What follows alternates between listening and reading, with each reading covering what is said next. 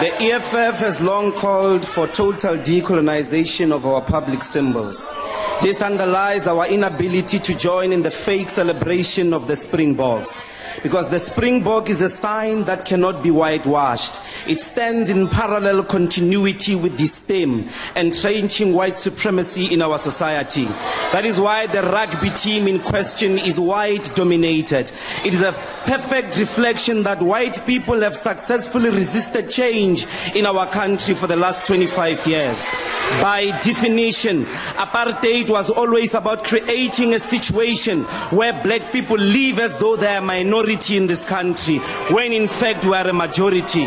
They tried to achieve this through the tricameral parliament and the Bantustan. That is why they ask us to be happy for being integrated, accommodated, included in their white-dominated associations. People agree that rugby has not transformed, and it is not about to transform. So what exactly are we celebrating?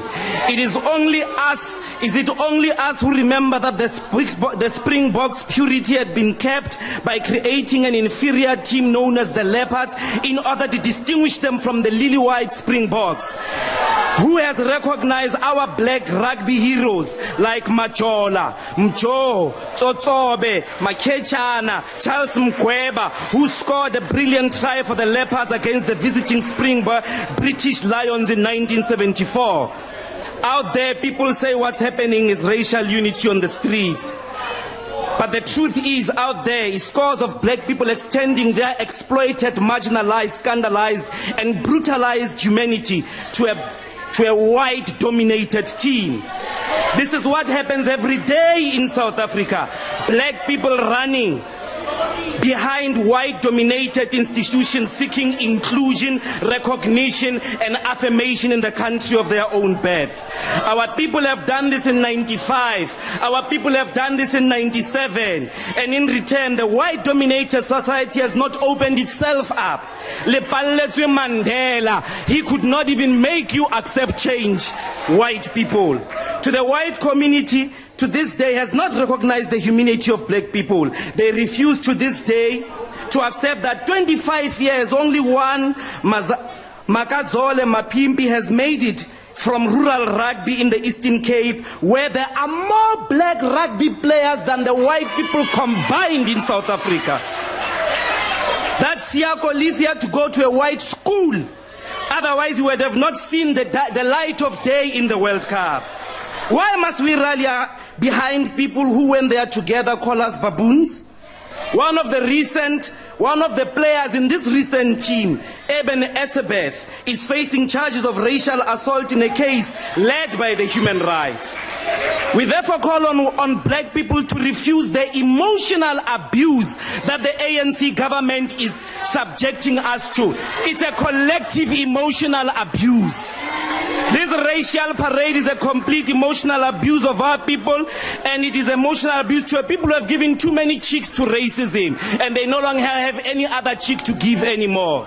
No racial unity until the land comes back. No racial unity until equality in black people paid the same salaries as white people for doing the same job. No racial unity until the wealth of this country is shared by all who live in it. No racial unity until a rugby team rises that has black majority in it, like the country we live in.